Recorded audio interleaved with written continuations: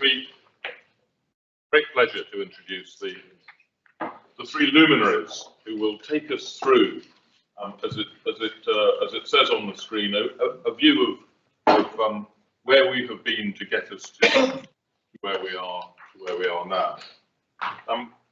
Peter Apps will kick us off, well known to most of us here, a regular visitor to defence think tanks, and of course in his guise as an Army reservist, a regular visitor to the Army and more cerebral corners, I would say.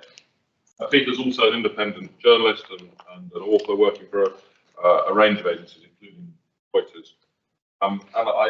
In this setting, it's his recently and released and already doing extremely well book, Deterring, Armageddon, which I all of you.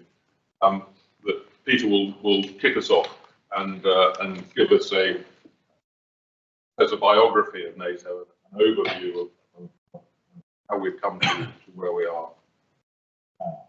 He'll be followed by General Sir Rupert Smith. It's been my great pleasure to know him since and in his last job in uniform, carried his bag and regularly called CHACR.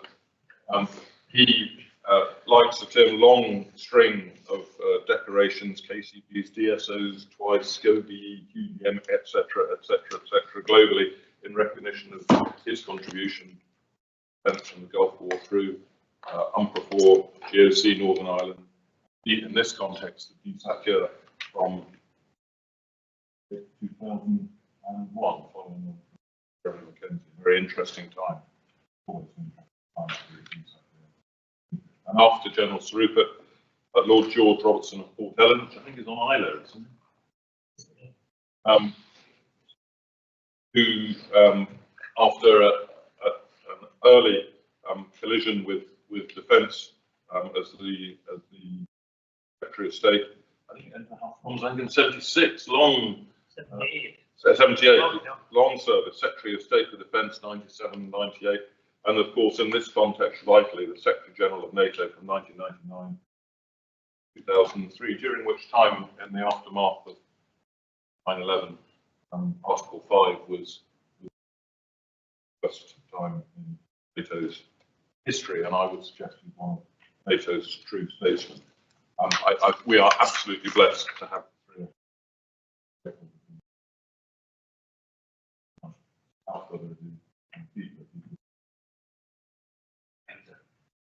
So I want to take us back to the very sort of dawn of where does NATO come from? The very end of the Second World War, Battle of Berlin, Hitler's dead in his bunker. At the end of the First World War, it took about 15 years before the world started really thinking and engaging. At the end of the Second World War, it takes no time at all. Hitler's been dead in his bunker barely a week, and Churchill is cabling Truman, who's a new untested president. Really worried because the US is pivoting to Asia. 100+ Russian divisions. The Russians aren't demobilizing. But a war economy that has just taken over the whole of Eastern Europe and is potentially ready to crash into the rest of Western Europe. And you've got an entirely destroyed Western Europe that is incapable of feeding its own population, let alone defending itself. So a period of extreme peril, where the prospect of going straight into a Third World War, straight off the back of the Second, is incredibly real. Next slide. These are the moments where leadership really matters. The creation of NATO, the creation of that transatlantic alliance, is in no sense a foregone conclusion.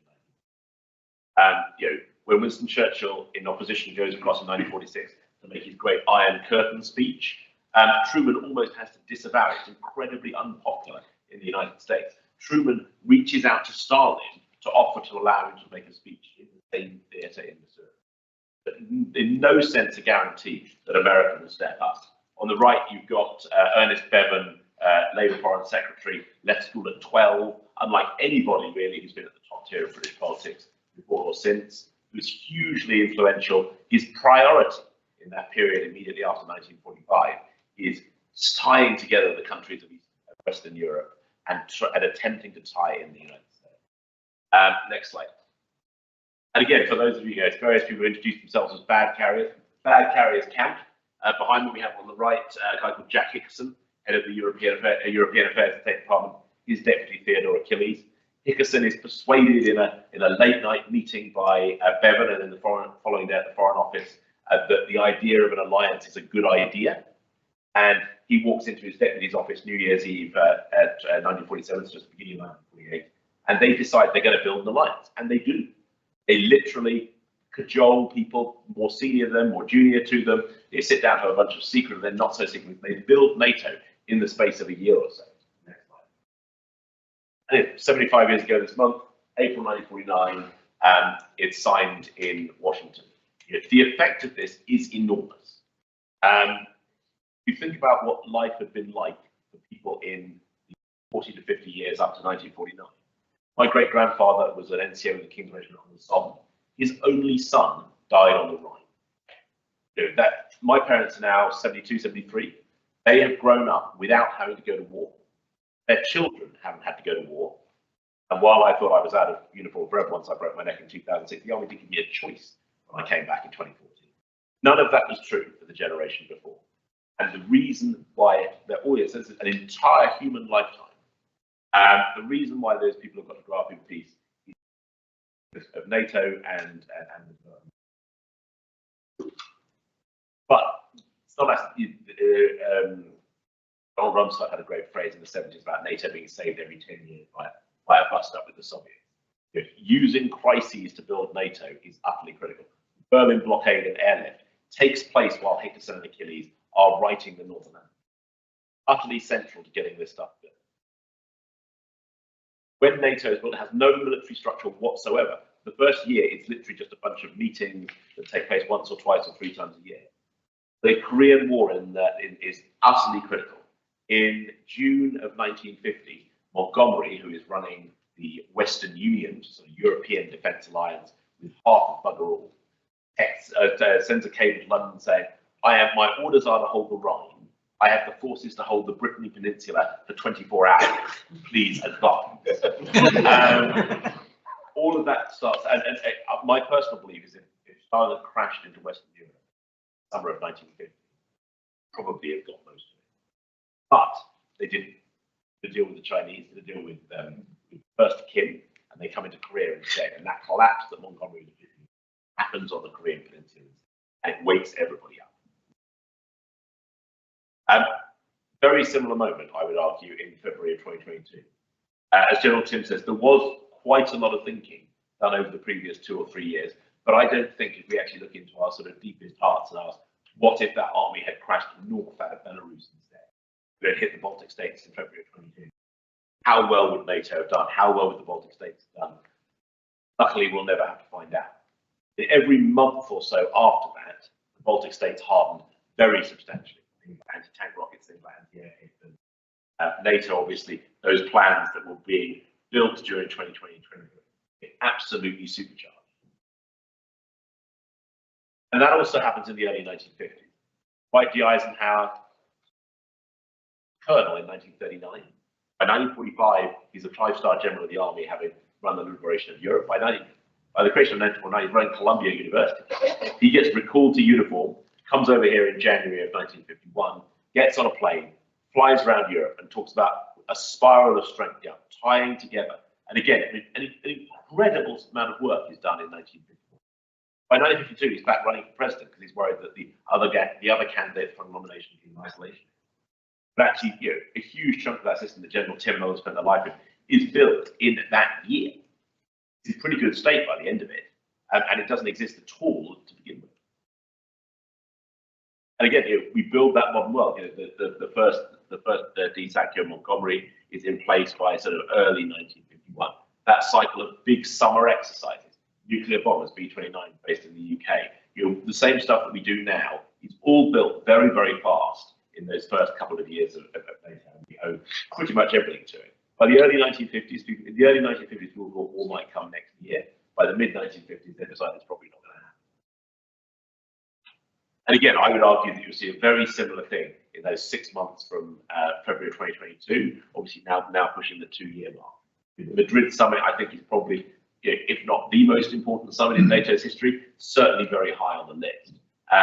Really, Kaja Kallas beforehand comes to Brussels, announces that she's spoken to the EFP and they think they're going to get slaughtered and they don't like it.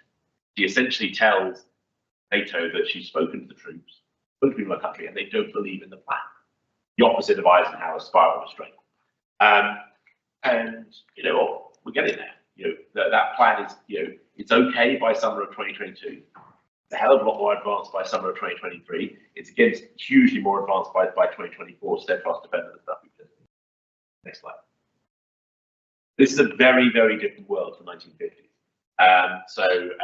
You've got Dulles up the top right, Secretary of State for who comes up with this idea of massive retaliation. By the mid-1950s, the assumption is that any war in Europe is going to go nuclear very, very quickly.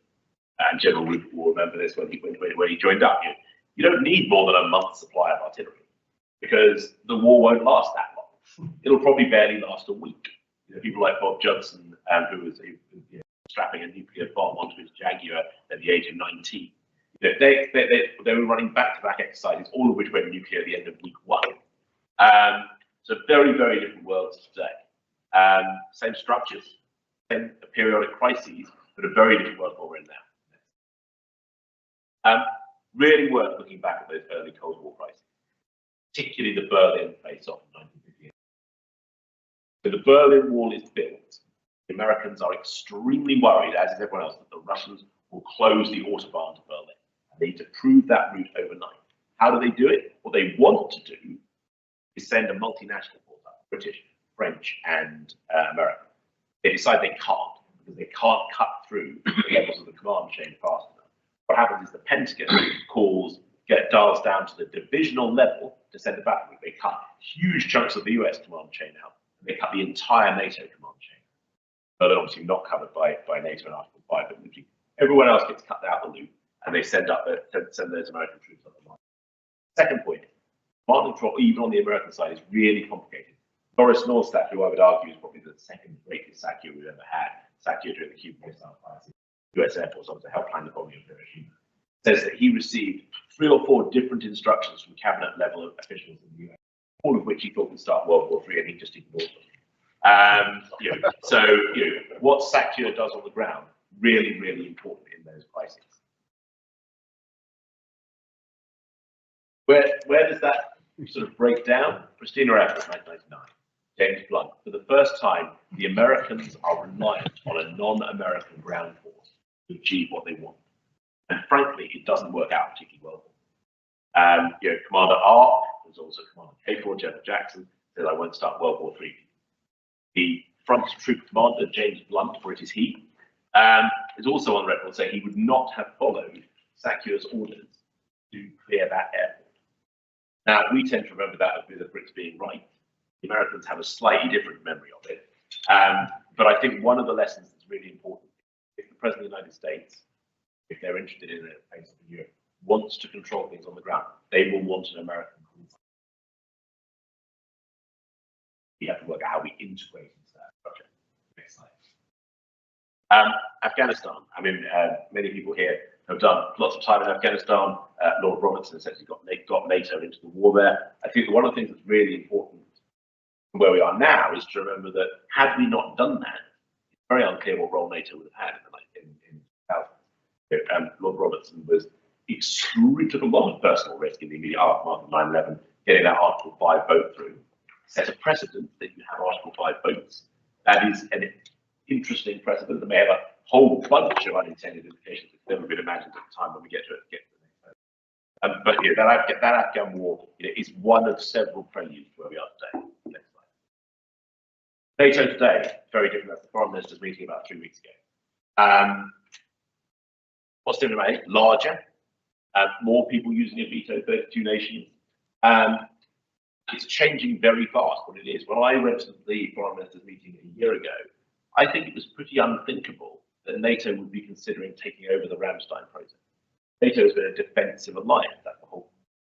Occasionally, it's done offensive type stuff in Kosovo, and the idea that it might coordinate the supply of lethal aid because it's killing Russians on a day-to-day basis, and it might do that because it's worried about Trump, is a completely different NATO. to anything that was envisaged a year ago, let alone something that was envisaged back in the 40s. Next slide. Donald Trump may be coming back, maybe not. Bigger picture, we are going to have an isolationist president. Pretty much a certainty. Even if we don't, their priority is Asia. So for the first time in NATO's history, we are not the US main effort. Massively differently. We know where the front line is now, the Narva River. Narva River has been the front line for a confrontation between Europe and Russia for about 1,000 years. And that castle on the left was built by the Danes, castle on the right was built by the Russians. Might well be the Berlin of the 21st century. It's the end of a very, very, very long road. And we are the framework nation for defense. And that road has got lots of you could blow that road in 1,000 places between Germany and the Narva River. A lot of real responsibilities, particularly for Britain, and a lot of not so negligible concerns for people living there, and a very complicated position in Narva town. The only majority Russian settlement in NATO, currently not very happy with how they're being handled by this. So obviously we're responsible for Estonia, but we've also, everything else that's the carry. We could have put a picture of the ark. We have a whole bunch of formations that have a very good reputation within the alliance. And if the alliance decides not to fight, then people still talk about the ark and other sort of formations as being things. They're really, really important and critical to how we do things going forward. And last slide. And we're potentially on the clock. 2027, the United States believes China will be ready to invade Taiwan. I was in Taiwan in February. But the point is that we are not necessarily on our own timescale. My gut instinct is Russia will not choose to invade unless China chooses. I would be astonished if the Chinese hit the beach in Taipei without the Russians or somewhere else. Which means that we are potentially on a sort of escalating timeline in a way that we've not seen since the 90s. And also where Europe will not be the US main enemy. So, different people think different things. Poland has increased its defense spending by 75% in the last year. People are stockpiling gold. I had a drink with a lovely Polish girl the other night who told me she thought would be warm. Yes. Other people, much more sanguine, very different assessments. The Taiwanese, for that matter, think they have until the 2030s because they don't think the Chinese military is ready. When you ask them what the most important thing is, that purge of Chinese generals. That may have bought us another 5 years.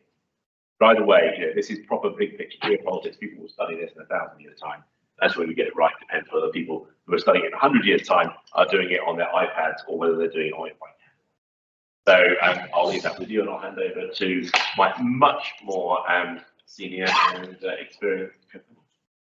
On that happy note, over to you, General. I won't take my for 10 minutes, I don't think. I'm going to say much the same things as Tim said, but from an experience that at its most recent is about 25 years old, and going further back from there, and to reinforce some of the points that have just been made. And that's what I'll start with. For an examination of our geography and our history, which is what I was asked to do by the conveners of this, shows that to defend the realm, an overcrowded group of islands whose population must trade in all circumstances, or they starve or freeze, and cannot make stuff. This demands some form of coalition or alliance.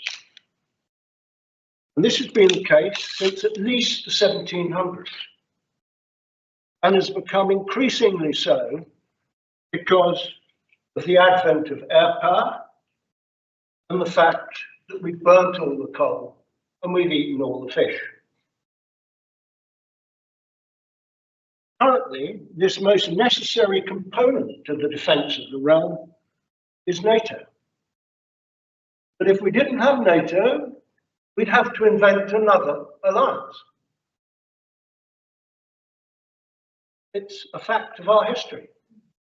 We're not big enough to do the next stage of this matter. We have to do two things in the defense of the realm.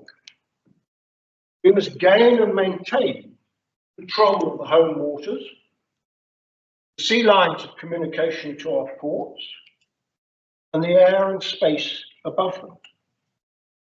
And then we have to do the same for the strategic base, British Isles. And we must remember, in spite of we're talking about Europe, and Eastern Europe at that, it's the North Atlantic Treaty. We depend upon trading out of our seas, which includes the Atlantic. And as an aside, I think the biggest worry I had when I was the DSACEUR, but there wasn't a DSAC land anymore.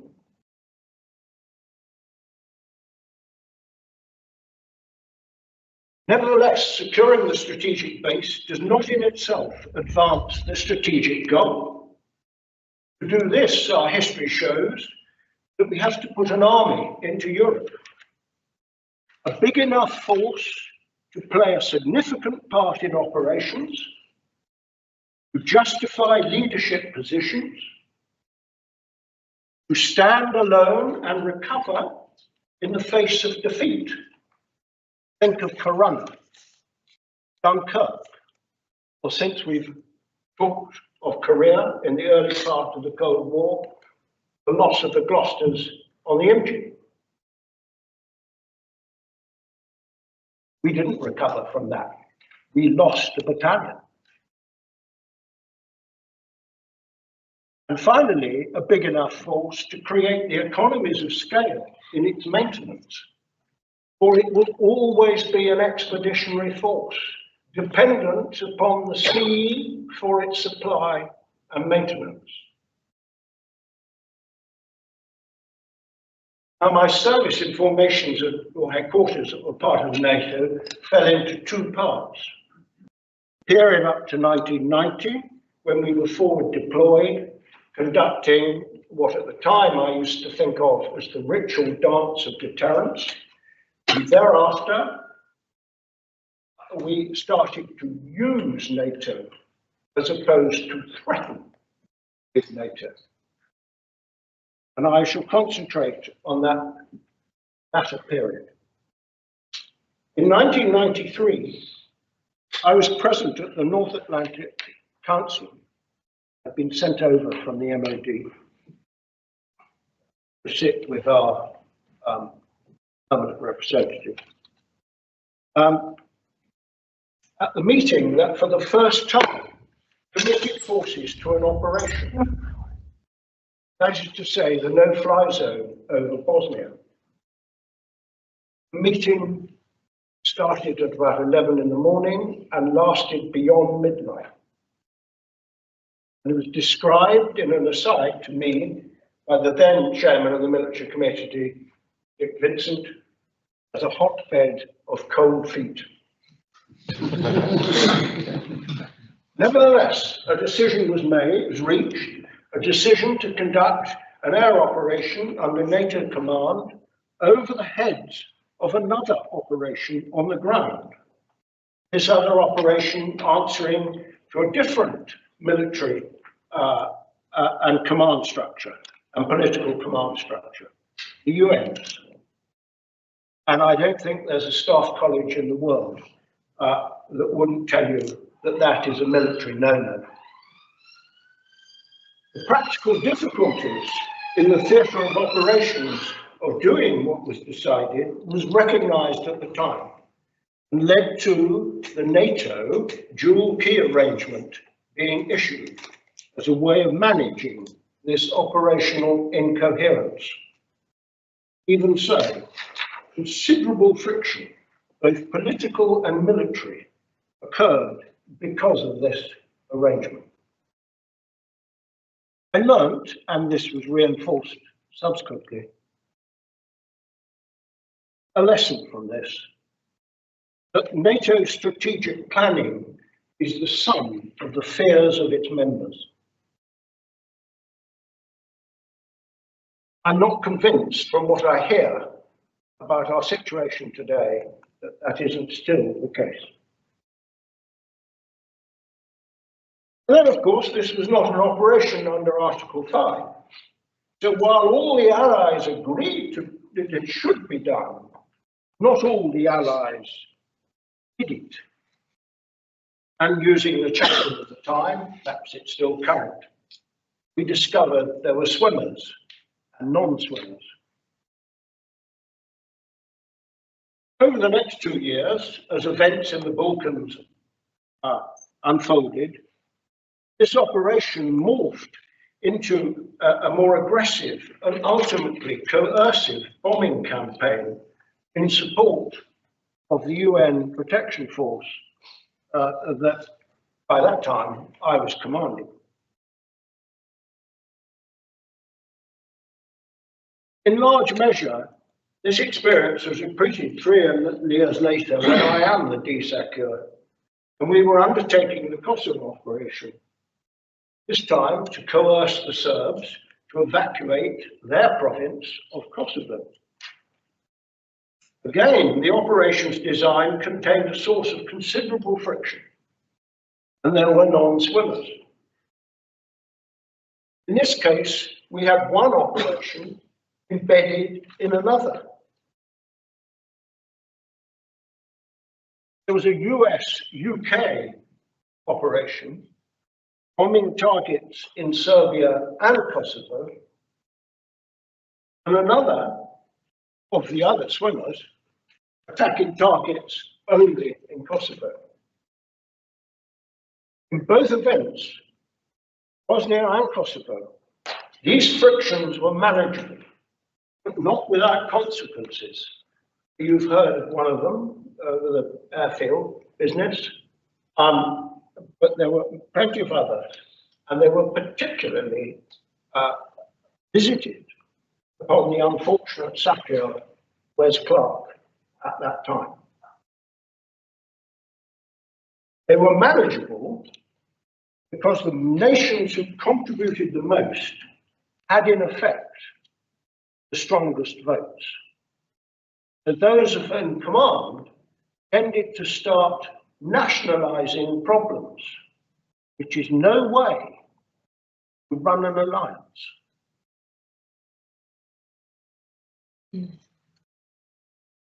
This brings me to my other experience as CHACR and Commander UNPROFOR. In 1995, after the successful UN NATO action, it was decided in the North Atlantic Council that a NATO force would implement what was agreed at the Dayton Peace Conference. As Commander UNPROFOR, I was very interested in this force because it was to them I was going to be handing over to. But my DSACEUR, Jeremy Mackenzie, could never answer any of my questions. The North Atlantic Council had willed the end, but the military committee could not find the means. Eventually, using his Cold War pre-allocated force generation authority, that necessary to extract the dual-capable aircraft from the tactical battle in readiness for a nuclear attack on the Warsaw Pact, Jeremy summoned the national representatives to his office in Sharpe and demanded, under the authority of nuclear preparation, forces deployed to Bosnia, and he raised the force. That is why the DSACEUR still does force generation. It was a failure of the military committee to do what our understanding at the time was what the military committee was supposed to do.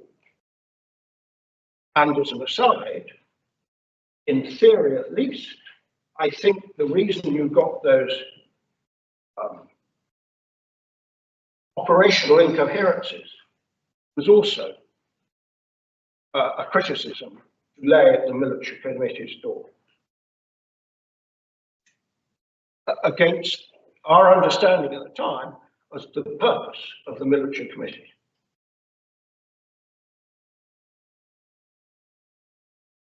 All the operations I've described, actually, I'll go back to one more point about force generation. My experience of this is that, once again, those who contribute the most get to say and be heard the most. One of the less obvious manifestations is I'm sure it's still called this, the flags to post problem. And it must be much worse because there's ever more flags in nature. But what happens is that the staff system is peopled in direct proportion to the contributions. Big contributors populate the nervous system of the alliance, as well as the command posts. Now, all the operations I've described, and those subsequently, have been static. Forces may have moved, but they have not maneuvered. The national logistics of a multinational force in a static operation are not economically efficient and are complex. And these factors are increased by the number of contingents and their size. Smaller the contingent, the least economically efficient.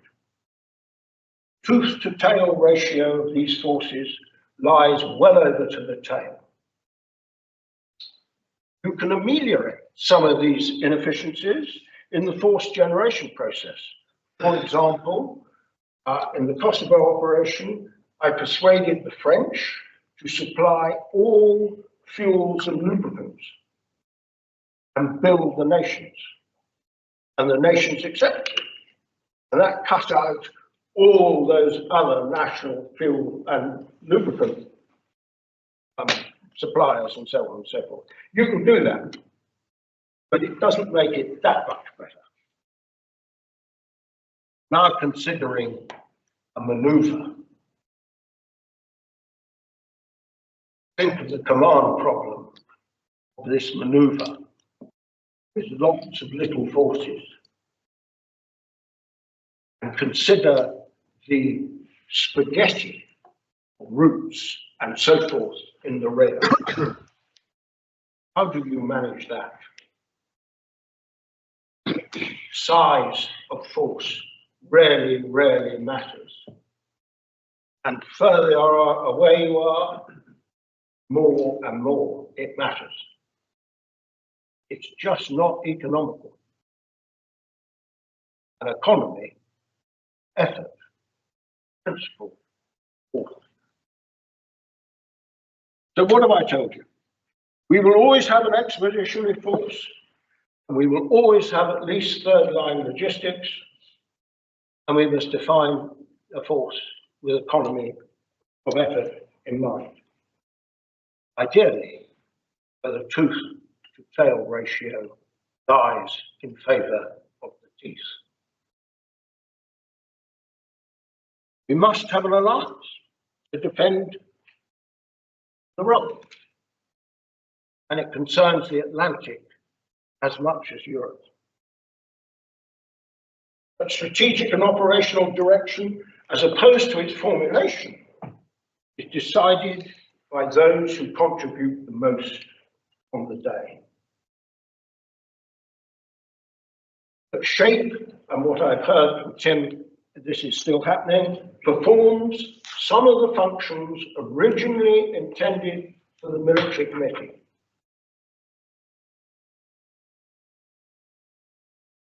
And if we recreate Atlantic Command, what does that mean in relation to my previous remark?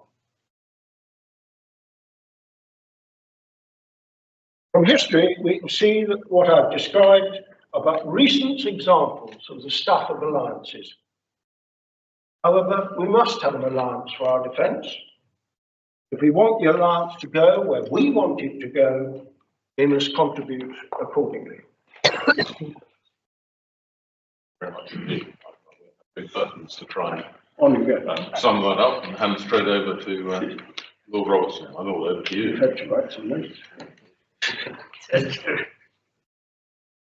Right, I was asked to speak about NATO from the political viewpoint, and I think it's important to recognise that right from the beginning, NATO was seen as a political as well as a military alliance. Indeed, in the North Atlantic Treaty, Article 2 says the parties will contribute towards the further development of peaceful and friendly international relations by strengthening their free institutions, by bringing about a better understanding of the principles upon which these institutions are founded, and by promoting conditions of stability and well-being. They will seek to eliminate conflict in their international economic policies, will encourage economic collaboration between all of them. Most people have little knowledge of the North Atlantic Treaty, and certainly Article 2 is not one of the ones that is generally recognised, but yet it was seen by the architects of NATO at the very beginning that this was an important component part. And indeed, it is a silver thread that goes through the whole history of the alliance as a whole. The treaty is really masterly architecture for a treaty, and the books that were written about the formation of NATO go into some detail about the way in which it was constructed. Every word measured, every dot and comma negotiated over with agony as well. And therefore, Article 5, the self-defense clause, is carefully constructed to make sure that the Americans would not willy-nilly be hauled into what they saw as being yet another European civil war that had occupied them in the century. So the political role of NATO has always been there.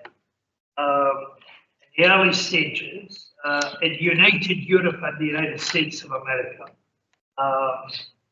In many ways, welded them together because of Article 5, so that the unity in the transatlantic area was more than just nominal or academic. It was quite tangible because the treaty bound them in together, and that's probably the only time that the United States has bound itself to any other nation. We move forward to 1994 and the Budapest Memorandum, when the third nuclear weapons power on the globe, Ukraine, was persuaded by the West to hand back all of its weapons to the Russian Federation at that time. It was in return for guarantees of the territorial integrity of Ukraine, and indeed went beyond that. It actually talked about non-interference in the politics of Ukraine at that time. That would have been a very fundamental commitment by the United States, the UK, France, Russia, and indeed China, except for the fact that it wasn't a treaty. It wasn't a treaty because the President of the United States did not believe he could get it through the United States Senate, which got the primary role in that. Therefore, it became the Budapest Memorandum, and it was ignored completely after the invasion of Crimea and the Donbass. So the North Atlantic Treaty has got to be seen as being a major political decision by America to tie itself to the fate of Europe at that time, and Peter has said why precisely that is. Then during the Cold War, the political unity of NATO saw off the USSR and the Warsaw Pact, but not just militarily, politically as well. Stalin and his successors were involved in an ideological battle for the world. There was an alternative policy, an alternative ideology available, and in many cases imposed by the Soviet Union at that That is a direct comparison to the situation we have. There is no Putinism, there is no established ideological architecture that Putin seeks to impose or sell to the rest of the world. Therefore, the ideological competition was very much part of what NATO's role was. Well, and then when the Berlin Wall came down on the 9th of November, 1989, there were loud cries about that was the end of NATO. What was it for? It had been there in order to stop the Soviet Union. The Berlin Wall had come down, the Warsaw Pact was being wound up, and the rest. And yet the challenge was there that these communist countries, first of all, wanted to be part of what they saw with envy across the wall in a NATO free nations alliance. But the transition was going to be difficult and indeed problematic. And that is where NATO came in, Manfred Werner at the time, the creation of the partnerships with people. Well, the North Atlantic Consultative Council was the first one. The Russian ambassador went to lunch and came back after the lunch in order to announce that his country no longer existed. Soviet ambassador, probably the Russian ambassador at that time. But the creation of the Partnership for Peace and the Euro-Atlantic Partnership Council was a highly political move to help that transition, the Warsaw Pact nations, from communism to capitalism, from command economies to mixed economies, from rule of the party to rule of the parliament. It was not going to be an easy process to do. So the European Union and NATO were the vehicle by which that transition took place. And the desire by all of these countries to be in NATO was an acceleration to them listening to what the NATO structure was beginning to tell them about creating military, civilian control of the military, as well as the sustainable democratic institutions that became the hallmark of NATO as a whole. NATO then, again, having gone through that transition phase politically, was faced with what General Rupert has just said with the Bosnia campaign. And NATO, they are out of area, said at the time, out of area or out of business, but out of area with very, very problematic non-swimmers like Germany. Remember, for 50 years, as Chancellor Schroeder used to remind me, for 50 years, you Brits told us no professional army in Germany, no German troops outside of the German border.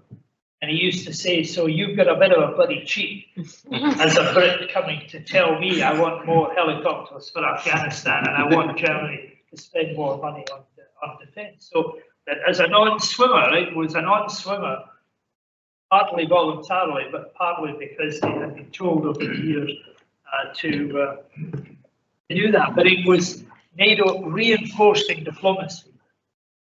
Not very good diplomacy, but it was diplomacy nonetheless, because yet again the military were the back line there as well. And then in Kosovo, the diplomacy that failed, that allowed early 1999 Milosevic to start the ethnic cleansing of the province of Kosovo. NATO had to take action at that time. And what is covered in Peter's book, but not in the other big biography of NATO that has come out, was what happened in Macedonia in 2001, when we stopped a war before it actually started. It's an inevitable process to yet another Balkans bloodbath. And again, it was the politics reinforcing the military that allowed Javier Solana, me, and Mircea Joana, now the Deputy Secretary General of NATO, then Chairman in Office of the OSCE, intervened in what was a rapidly escalating conflict between the Albanians ethnic Albanian population and the local population. Well, and I think it was one of the very significant successes of NATO that has been underestimated. It has to be said that this week the North Macedonians have now elected some lunatic woman to be the 46% of the vote. So she's into the runoff in a fortnight. But we saved the country at that time. What it does after that is a matter for democracy. But she actually wouldn't answer the question as to whether or not they would take North Macedonia out of NATO, which is a new chapter for your book of countries. Might actually, and they're allowed to do this under the North Atlantic Treaty, actually leave NATO, and therefore countries with the pro-Russian leaderships like Slovakia and Montenegro might well be with North Macedonia and category. So anyway, the silver thread of diplomacy and politics runs through that, and of course, NATO summit in 1999 took in Poland, the Czech Republic, and Hungary, the first of the major enlargements of NATO at that time. Roll forward then to the politics of 9/11. Peter made the mention that we invoked Article 5. It's still sort of can keep me awake at night if it had gone wrong. If the attempt to get Article 5 through an attack on one is an attack on all through the North Atlantic Council, what the consequences would be. But actually, the day following all the aggro that went on, everyone thought it was their idea and claimed that it was their invention. And it was a huge triumph at the time. But as Peter said, and here's an interesting point that is worth cogitating on the 75th anniversary. Article 5 is now not seen as automatic. If the troops run across that river into Estonia, the assumption has always been that triggers Article 5 because an attack on one country has to be seen as an attack. It's actually got to be based on consensus. And one of the things that Peter's book doesn't touch, neither does the other book, is where the principle of consensus came from. Hugely important one, because it governs pretty well everything that NATO does. Getting consensus can be laborious, painful, difficult, as I know only too well. But once consensus has been established, it needs consensus to break consensus again. And if you've actually gone among the 32 countries who are less politically motivated to join consensus, what does that do about the self-defense of NATO as a whole? But anyway, Article 5 was declared. A few weeks later, the United States of America sent me a letter telling me what they wanted under Article 5, overflight rights, ports and harbours, supplies, etc. It came on the day I was meeting Vladimir Putin in Brussels. I meant to mention it to him. Of course, you remember that he was on our side at that time. the world can see. But I completely forgot to do it in the discussion. This is the meeting where he says, when are you going to invite Russia to join NATO? And I said, we don't invite the countries to join NATO, they apply for membership. So Russia's not going to stand in line behind a bunch of countries that don't matter. I said, well, let's build a relationship and see where it takes us. So that was the sort of moment of reality. People say, did he mean it? But most politicians don't ask a question unless they already know the answer. And he knew what the answer was going to be as well. But anyway, I forgot to mention it. We had a press conference afterwards. Anyway, it's still on YouTube. Look at it. We declared our views about what it was, and then Fs were asked for questions, and the man from Le Monde said, Mr. Secretary General, did you inform President Putin about what any requests you got from America on Article 5? And my mind thought, oh, God. At that precise moment, Vladimir Putin said, no, he did not. Why would he? It's NATO business, not mine. I thought you were more helpful than at that time.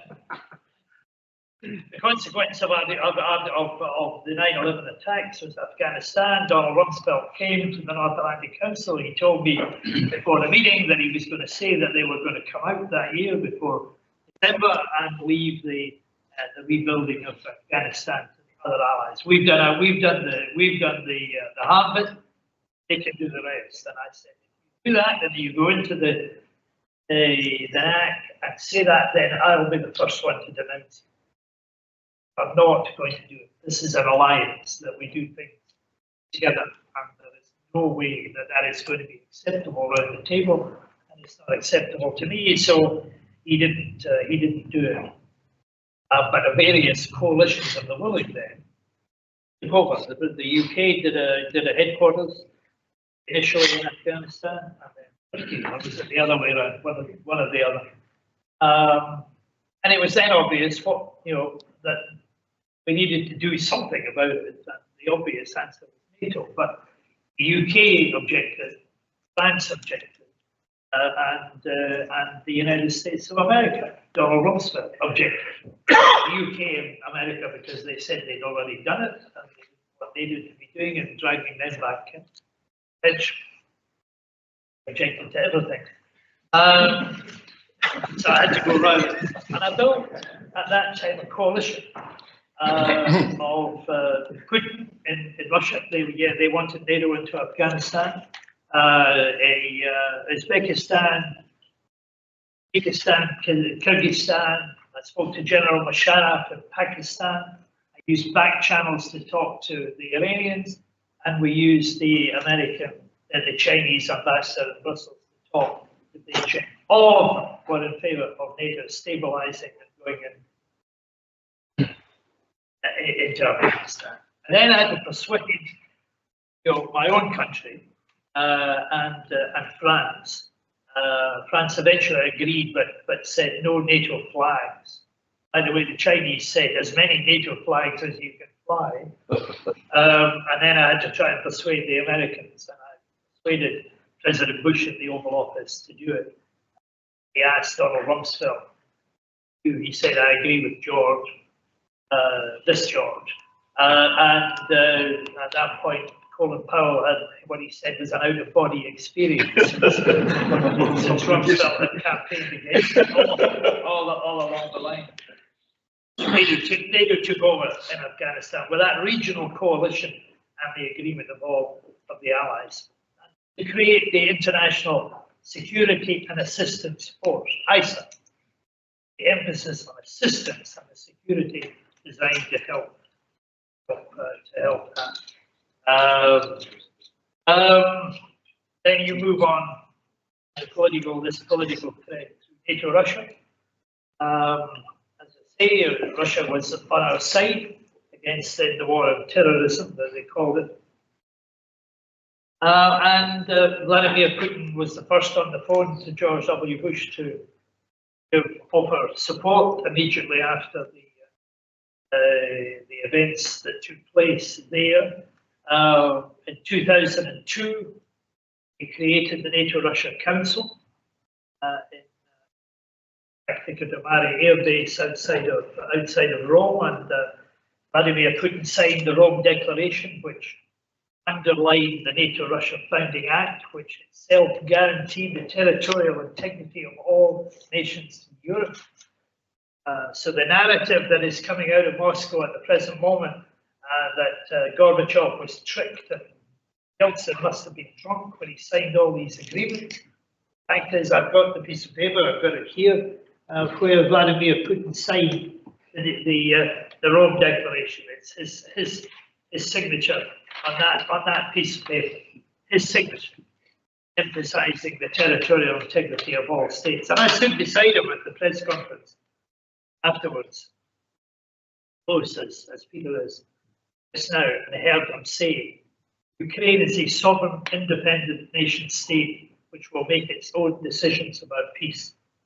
The world has moved on since that. At that point, however, we created the NATO Russia Council, we created working parties under the NATO Russia Council, working parties on defence reform, on search and rescue at sea, on the disposal of redundant ammunition. All of these committees were all established under the NATO Russia Council. So there was a spider's web of cooperation. Not only that, we had two big conferences with the military. One of them starring General Rupert Smith at the NATO Defence College in Naples, where Sergei Ivanov, the Russian Minister of Defence, brought people from all the uniform branches in Russia, from the military, but also from the FSB, from the Border Force, from the Ministry of the Interior, and somebody, and it wasn't me, but it was an ingenious order that was given, with no uniforms.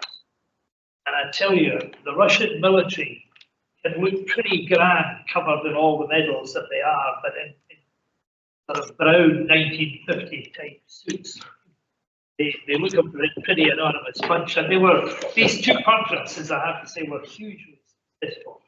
I might have some work to say about that. Then came Georgia, Crimea. Putin starts getting delusions of grandeur and trying to recreate the respect, the fear that the world had of the Soviet Union and any NATO-Russia cooperation integrated. You then move forward politically to Libya, where President Macron, President Sarkozy and Prime Minister Cameron decided that action had to be taken to relieve the citizens of Benghazi. And NATO agreed that NATO assets could be used, but by individual countries and not the rest. Bizarrely, the Americans, who had demanded previously ownership of south of Allied Forces Southern Command in Naples, moved out, allowed a Canadian general to be the commander of south for the Libyan operation. A rather remarkable thing, I think people didn't really notice at the time, but it was part of President Obama's leading from behind. And then we move on to the politics of Ukraine. What's happening at Ramstein with NATO making the political decision that we are going to support Ukraine against Russia as it stands at the moment, and there's where NATO perhaps faces its biggest political and military challenge of its whole 75.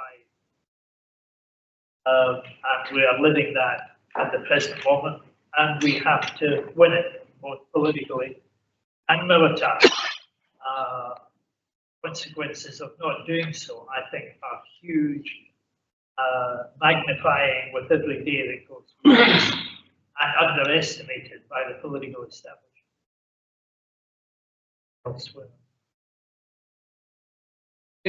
Wonderful. Thank you.